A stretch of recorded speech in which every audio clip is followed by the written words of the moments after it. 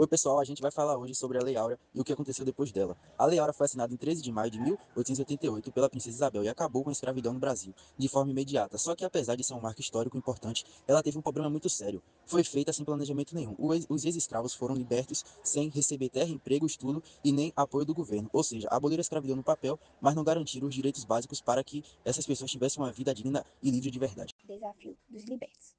Depois da abolição, mais de 600 mil pessoas saíram da escravidão diretamente para uma vida de extrema vulnerabilidade. Imagina, sem casa, sem dinheiro, sem emprego, sem saber ler nem escrever. Muitos acabaram sendo empurrados para periferias das cidades, onde não havia trabalho formal nem estrutura nenhuma, e começaram a viver em condições bem precárias. Além disso, o racismo se intensificou, as pessoas negras passaram a ser vistas como um problema social e começaram a ser perseguidas com leis de vigiagem ou controle policial. Então, mesmo livres, os ex-escravos continuaram sendo excluídos pela sociedade, agora de uma outra forma. Muitos libertos não quiseram continuar nas fazendas onde tinham sido escravizados, por conta dos maus tratos, da humilhação e da falta de perspectiva. Então, eles começaram a migrar. Alguns foram para a cidade grande, outros buscaram parentes em regiões distantes, e alguns tentaram ocupar terras abandonadas no interior.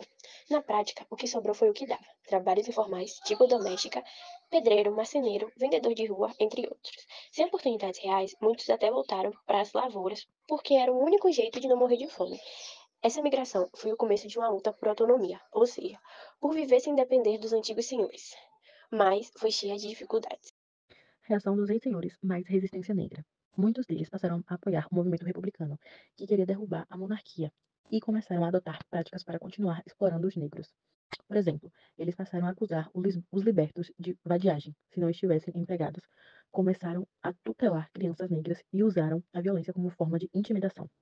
Mas os libertos também reagiram. Um exemplo é a Guarda Negra, um grupo de ex-escravizados que se formou para proteger a princesa Isabel e se organizar politicamente. Também surgiram líderes negros como Quintinto de Lacerda, que lutavam por direitos civis, acesso à terra. Consequências até hoje, mas conclusão.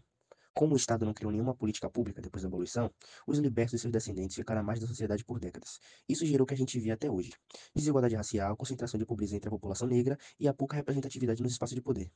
A economia começou a valorizar o trabalho assalariado dos imigrantes europeus, que foram incentivados a vir para o Brasil, enquanto os negros foram excluídos das oportunidades. Só muito tempo depois, com o movimento dos negros e as ações afirmativas, como as cotas raciais, é que começou a existir alguma tentativa de reparação. Então a gente precisa entender que a abolição não foi o final feliz, e sim o começo de outra luta. A pergunta que fica é: que tipo de liberdade foi essa? Sem condições de viver com dignidade? E como a gente pode mudar esse cenário hoje?